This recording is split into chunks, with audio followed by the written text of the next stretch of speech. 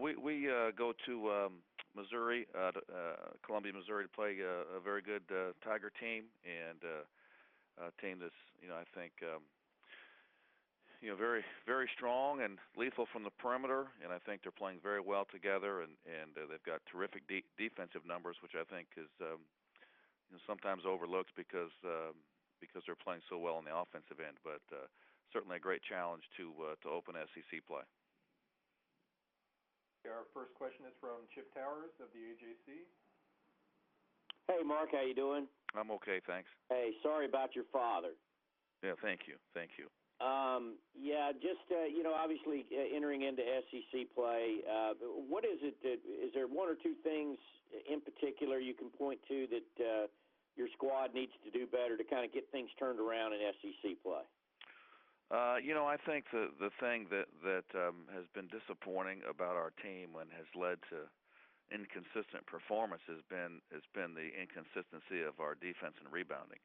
We have not been really consistently effective in those two areas, and that's it's critical to win. I think in any sport, if it's football, you're going to win the game in the trenches if you're going to win, and it's very similar in basketball. You have to be very good in the dirty work areas, and we have not been, and this is probably the first team I've ever had that's not been as consistent there. This group has to improve there, and the good news is these are areas that can be fixed, but I think that's the primary reason where we're at right now.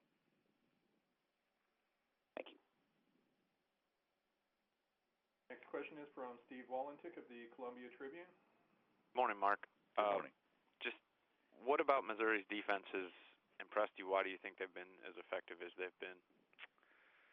I think that obviously they have really good size along the perimeter. I think that they're a team that they can wear you out with their pace offensively, and that'll have some positive effects when you go to the other end.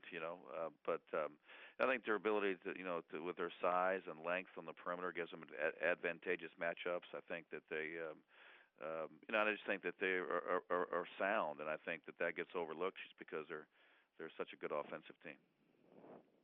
And how, obviously, you knew it was going to be difficult to replace Contavious, but how do you feel like you've overcome the loss of all the offense that he provided you?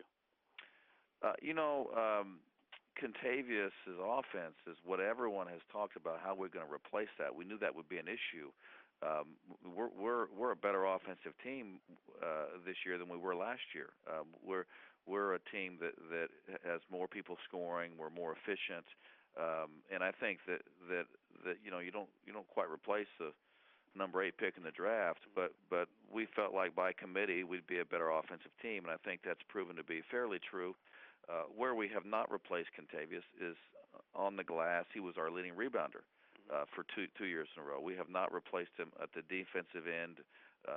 We have not replaced him on the glass, and that's where we miss Contavious. And we knew there would be an adjustment period to try and replace all the things they did for us. And our two greatest areas of weakness are two things that he did very well and were often overlooked because he was such a terrific offensive player. And so that's where we've yet to replace him.